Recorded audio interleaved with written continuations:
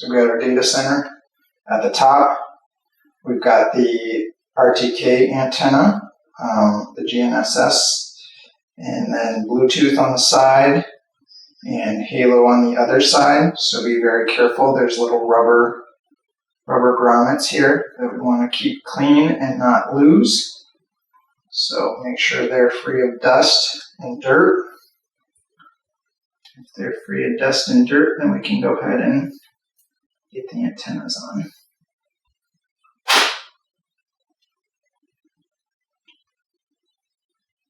Okay. So they're all labeled. This one says Bluetooth. It says Bluetooth on the side. So I'm going to plug that one in here.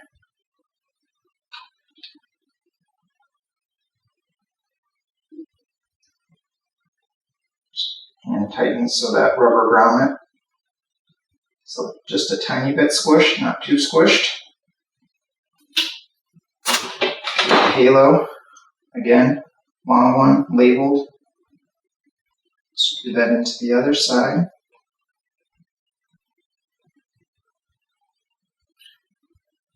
Make sure it's snug against that grommet. Don't over tighten. Same thing.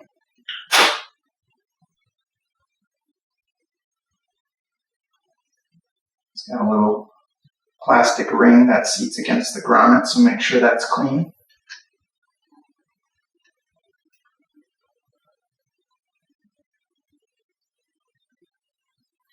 Again, don't over tighten, just snug. And I think we've got all the antennas on. Now we need to support them so that they don't sway in the wind or move in the wind. So it says fold the antennas 90 degrees up. So you might have to slightly rotate to make sure that happens. This one goes this way, so obviously, oh, it will swivel, so that's good. So swivel it up. So now we've got them both facing upward. And then we need the antenna clip. So let's find that. HaLow antenna for data center clip.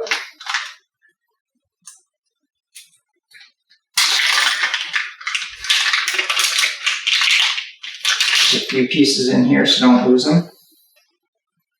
We've got a pin, a bolt, a pin, cotter pin, and a rubber grommet, looks like, and then the actual clip. So it says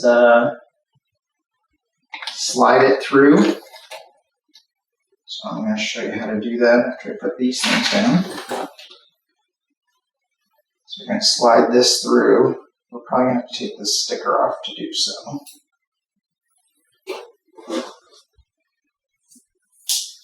This sticker came off pretty easy, so that's good. I'll go ahead and take the Bluetooth one off while I'm at it.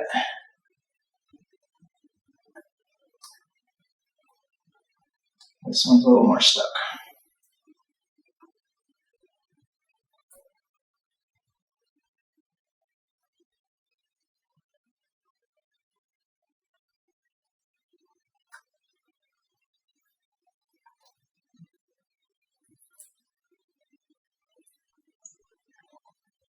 It'll be better to take these off before you screw them in.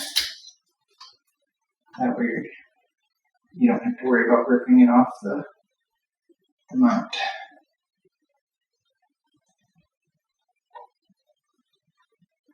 Okay. So we've got the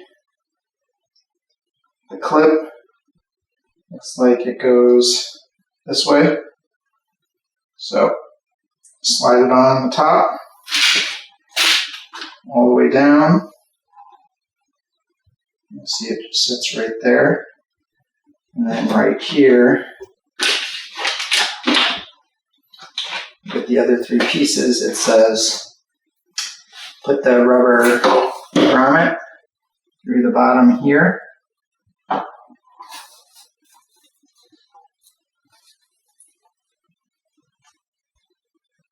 And the pin should fit through.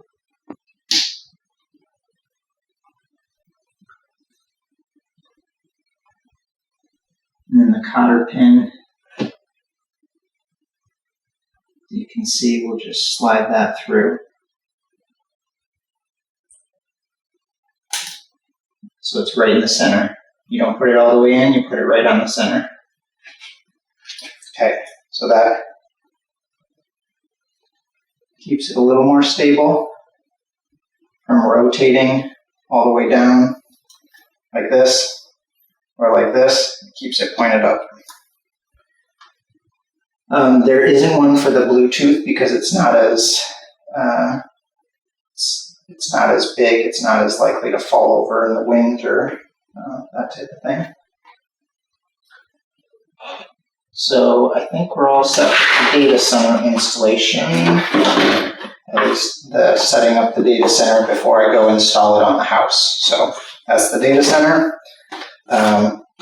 When you're all said and done, the Ethernet will go into the WAN port.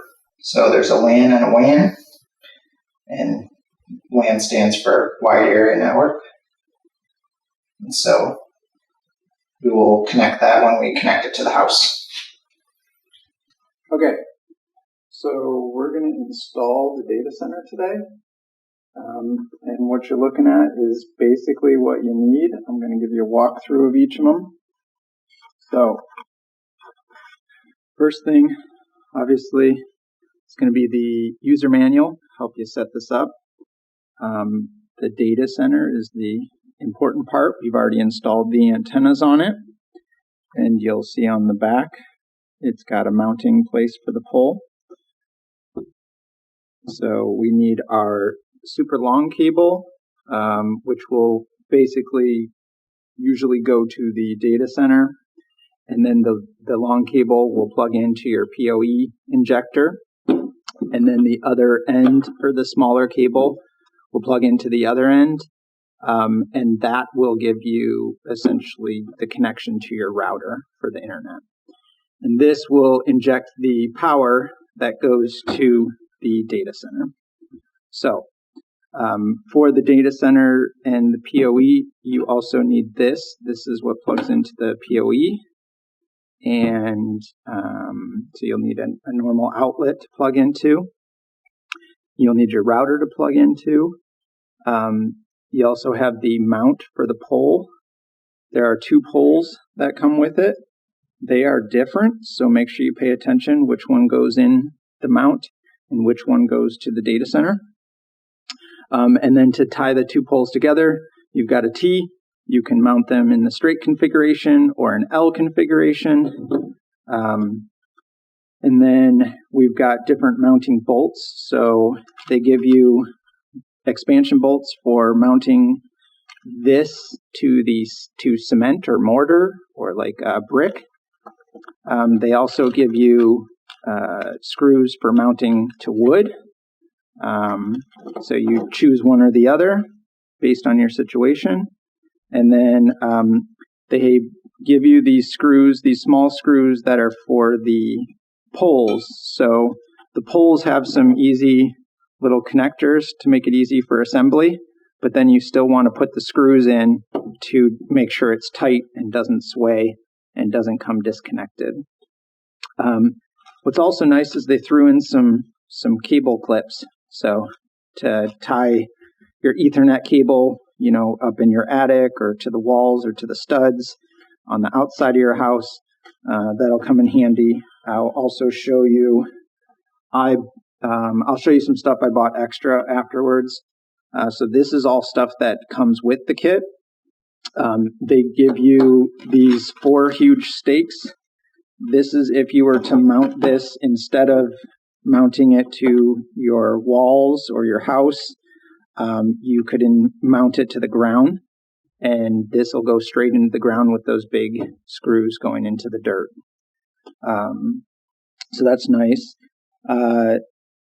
you can also, I guess, mount it straight down using the concrete screws into your driveway, potentially. And then, let's see, what else do we have here? We've got, so this is the tool. They provide a lot of tools for you. Most of the tools for you, actually. This is the bit to drill these big stakes into the ground. They also give you a nice magnetic bit for these bolts here, or these bolts here. This one, I believe this is a little bit different. It's a Allen bit. I believe they give you that one as well. And then the number 2 Allen key you'll need for these little bolts here, and also the back of the data center. So that's all what comes with the package. Now, if you're going to install this up high, like on your roof, you want to protect it against nearby lightning strikes. Nothing's really going to protect it from a direct hit from lightning, so don't worry about that. That you're going to have a lot more problems than just a data center if lightning directly strikes your house. What you can do, though, is protect this and your router and your other equipment and your house from nearby strikes. And if you, heaven forbid, do get a direct strike, you will preserve a lot of your house by following grounding wire instructions and your code in your area. So I'm in the USA, Kansas to be specific. So I'm going to set up something that meets my code. This doesn't necessarily mean it meets the code in your area or region. So be careful with that. Talk to an electrician. So what doesn't come and what I bought separate is the grounding cable. I ended up going with a 6-gauge solid. Solid's a little bit harder to work with, but it's a little bit smaller, and it's not too hard to bend. It also is pretty sturdy, and so I'm going to use that to go from my data center to my grounding rod. And so the next thing you would need is a clamp for your grounding rod to connect the cable to your grounding rod. And the grounding rod is a big stake that goes into the ground that provides the connection with the earth. On the back of the Yarbo data center, on the back, they've already provided a really nice terminal, and it does fit a 6-gauge wire in there, so that's awesome. I didn't know they were going to provide this, so I bought these terminals, some lugs basically that can support anything from 8-gauge to 2-gauge. They make a bunch of different versions. The code in my area technically only requires 10-gauge, but that I decided to go extra with 6-gauge in case of a direct lightning strike. And so I won't need these because my 6-gauge solid does fit into here. However, if you have something bigger like 2-gauge or 4-gauge, I don't think it'll fit in here. And I don't even think stranded 6-gauge will fit in here. So it would have to be solid or a smaller gauge. Otherwise, you'll have to get your own lugs like I did here. We also have, we're going to have to somehow connect this ground wire to the side of the house and work its way down to the ground. You don't want any sharp connections or tight turns or anything like that, so make sure you plan that out. I'll kind of show you that later.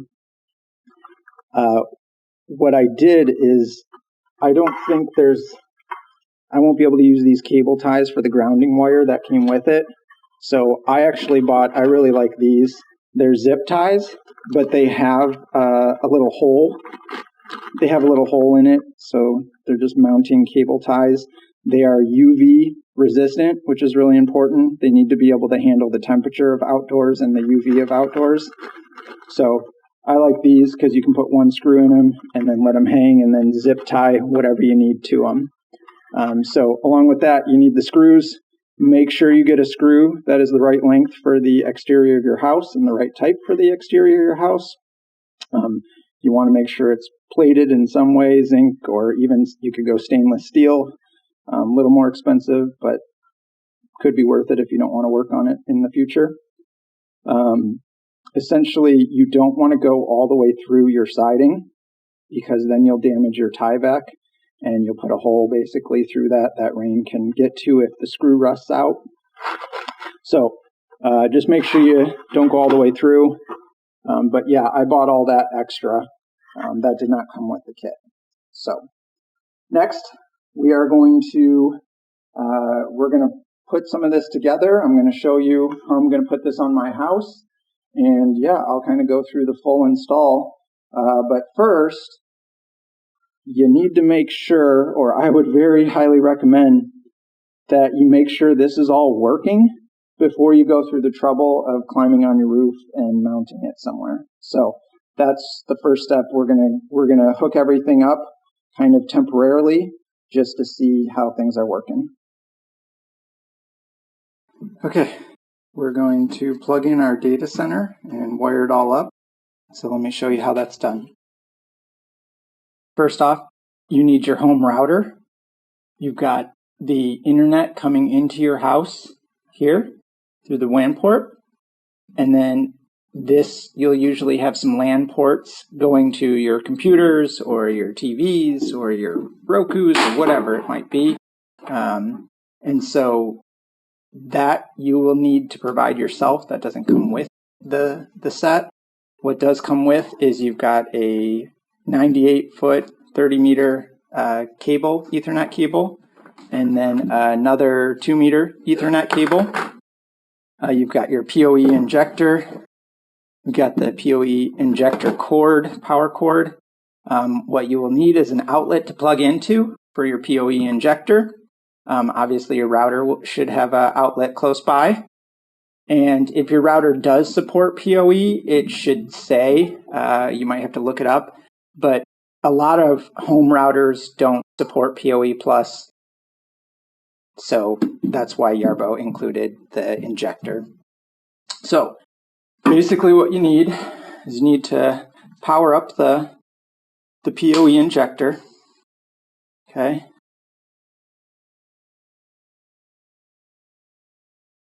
Get that ready to go. You're going to need to plug in the Ethernet cord. We're going to go, I want my PoE injector right next to my router. So I'm going to put the small cable into my LAN, into my router. And then you'll look, there's two of them here. You want to make sure that you put your router side into the LAN. Okay. The PoE side is the side that supplies power to your data center. So that one, we're going to plug in one end of the giant cable. And the other end, I'll take you outside to the data center to plug that in when we're ready. But for now, I'm going to plug in power to the PoE injector, and you'll see on top, light comes on. And that's basically all there is to wiring this side of it. So let's take you out to the data center side. I'm out here about to test the data center. I'm going to plug it in to the Ethernet cable. So basically I've got it set up here. It's just going to be temporary. I'm probably going to end up mounting it on my roof because as you can probably see, it's wide open this way. But if you turn this way, I've got big tree and it needs a 120-degree clear field of view to the sky. This won't quite cut it, which is why I'm planning to put it on my roof. The cable they supply is 30 meters. That's like almost 100 feet. It is really long. I don't even have it stretched all the way out, but you can see it goes all the way around the play set into the door, and then it probably goes another 15 feet to my router in there. So just temporarily pulling it out here. In the final install, which I'll show you guys, I'm going to do it up through the attic, and there should be plenty of cord available to me. So that's awesome. We've got two ports here. The internet and power coming in, Yarbo said, goes to WAN, so WAN, as opposed to LAN, and that just stands for Wide Area Network. So we've got a cap here. Looks like unscrew the whole thing.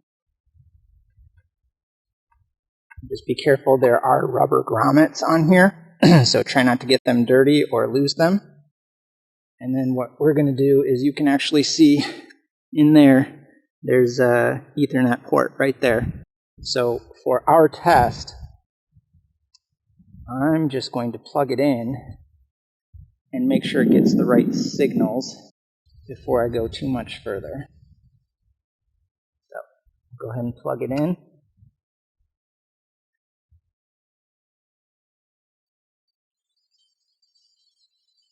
And I'm not seeing any lights light up, but I do see this big light lighting up. So there's the little lights under there are now lighting up. You can see the big cool colors. Some fancy colors, goes through a whole array of them. Now, if it's all working correctly, it will be able to get, it will basically be a solid green. I am really close to a big tree, so I'm not convinced I'm going to get solid green, but let me hold it up straight because it definitely needs to be pointed to the sky.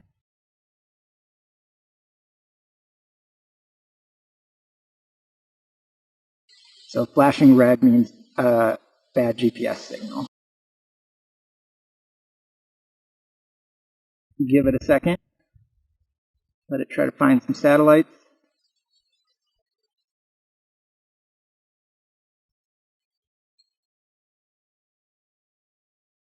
Now, if it's blinking green, that means it has GPS signal, but does not have good internet. There we go. It found the satellites, and it's solid green. So this is a good test before you go ahead and mount it and climb up on your roof and do a whole bunch of work just to find out your data center isn't working or isn't connecting or isn't in a good position. Yeah, definitely do this first before you go through all that work. That's that. I'm going to go try to install it on the roof now and walk you guys through that process.